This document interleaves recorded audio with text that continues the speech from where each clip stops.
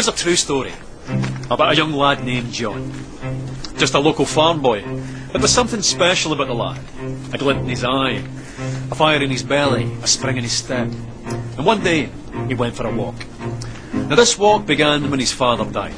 The year was 1819, and he was just 14 years old. Bereavement counselling.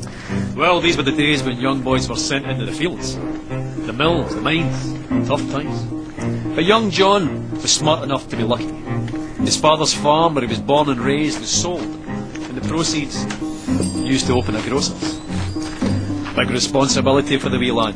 His own shop in Kilmarnock, with his name on the door, John Walker, or Johnnie, as the world now knows him. Back then, all grocers stocked a range of local single malts, but they could be a wee bit inconsistent. For John, that wasn't good enough. He began blending different malts together as a way of offering his customers a consistent, unique product.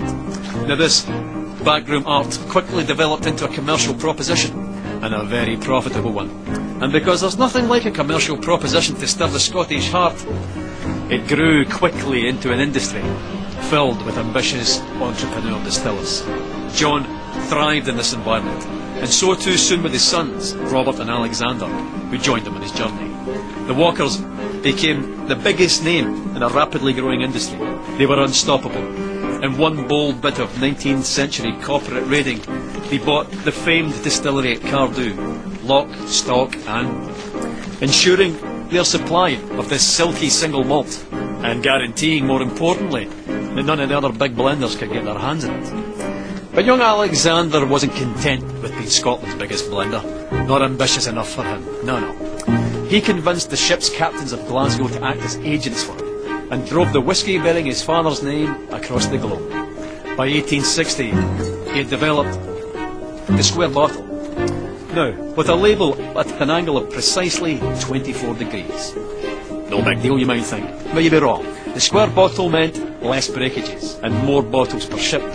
The diagonal label meant larger type, and together that meant Johnnie Walker had unmistakable presence on any shelf in the world. The bottle became an icon, and the rich liquid it contained sought after and consumed across the globe. Quite a character, Alexander Walker. Master of the blender's art, ambitious, uncompromising, Mr. Walker. It was John's grandsons, George and Alexander II's turn to join him on his journey. They led the brand into the 20th century. By 1909, they had developed the iconic red label and black label, and persuaded Tom Brown, the best young illustrator of the day, to sketch a striding man in a napkin during a business lunch. In the stroke of a pen, the Victorian grocer was transformed into an Edwardian dandy. By 1920, Johnnie's walk had taken him through 120 countries, and he continued walking through the brand's advertising over the next 50 years, into the fabric of global culture, deep into the dark hearts of several wars, to the pleasure palaces of the aristocracy, immortalised by screen legends, celebrated by filmmakers, singers, songwriters, novelists, shoulder to shoulder with the great sportsmen of the age, winning countless international awards for quality, and even being awarded the Royal Warrant by King George V. No going back after that. Not that going back would even have occurred to Johnnie, or any of his family. By the end of the 20th century, the familiar red label and black label were joined by the green label, the gold label, and the grandest of them all, Johnnie Walker Blue Label. By the beginning of the 21st century, Johnnie Walker wasn't just the world's biggest whisky brand, but an international symbol of progress. The brand's Keep Walking mantra, adopted by pro-democracy protesters and parliamentary speechwriters. What would the farm-born Victorian grocer have thought of all of this? He'd have loved it.